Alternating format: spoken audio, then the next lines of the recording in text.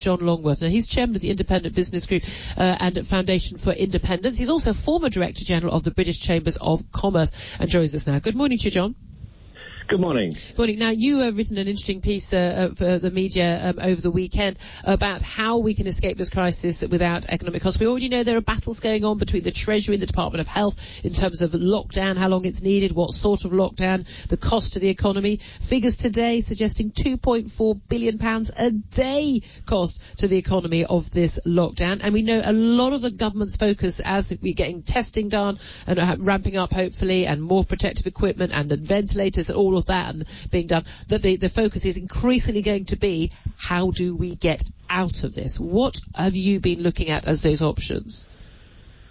Well, of course, we're in a very tragic situation at the moment, so it almost seems wrong to be looking so far ahead. But a lot of businesses, a lot of people are feeling the economic pain right now, and as we move forward to the recovery phase, it's going to be stage centre.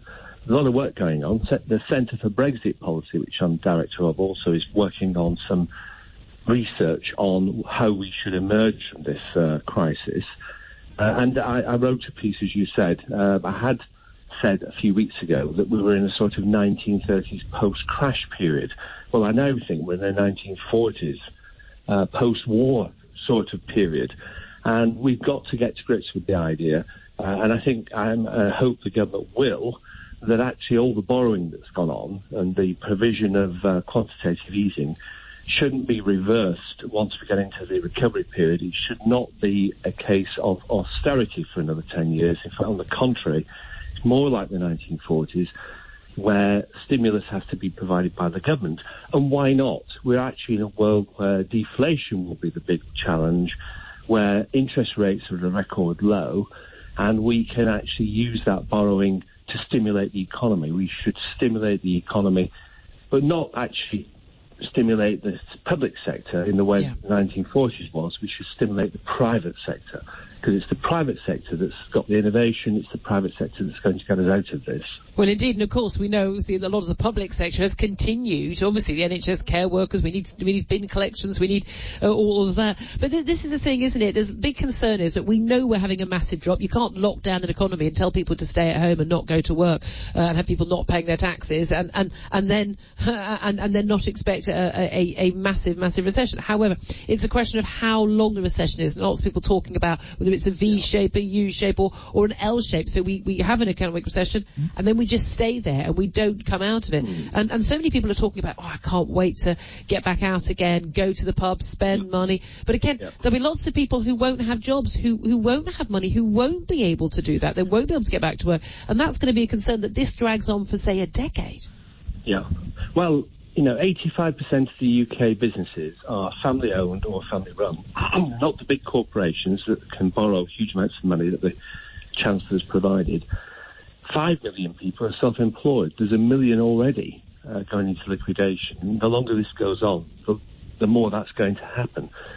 So the government's walking a bit of a tightrope between keeping people well, but also, of course, the harm that economic damage does to not only to people's livelihoods, but also to their own well-being. We can't stay in this situation too long, because otherwise we will be in a prolonged depression. It all depends, of course, on what happens in the rest of the world as well, to some degree, and to the extent that the global economy is depressed. But if we stimulate the UK economy, we can actually come out of this quite strongly, providing we don't stay in lockdown too long. And that's it's very important that the government get a grip of that. Also, by the way... Can I ask you also, just finally, John Longworth, just very briefly, there's been a lot of talk about the Brexit deadline. Of course, we left the European Union on the 31st of January, but on December the 31st, we are supposed to end our transition period. Difficulty for talks to continue, obviously, not just, you can do them virtually, but the key thing is the bandwidth of government to deal with a major health and economic crisis at the same time as a negotiation like that. Do you think that we will see a delay in that, as a leading Brexiteer yourself? Do you think we'll see a delay in the end of that transition period? And if so, does it matter? Well, I was just about to come on to that very important point. I hope we won't see a delay. If there were a delay, it would have to be for extremely good reasons, and it would have to be for a very short period of time, say 2 or 3 months. The truth of the matter is, if we want to come out of this fast and we want to come out of it strong, we've got to get away from that punishment period as quickly as possible, because all the things the government are doing at the moment, the tax stuff, the loans, stimulating the economy, etc., would not normally be allowed by the European Union under normal circumstances. It's actually against European Union rules. So when we come out, we don't want that lockdown to take place. We've also got to get as far away from the Eurozone as possible, because the Eurozone is, an economic crisis in the waiting. It is a financial Chernobyl waiting to go off, and we've got to make sure that we get as far away from an Italian financial collapse, Spanish financial collapse, the collapse of the Eurozone, that sort of thing. Thank you very much indeed, John Longworth.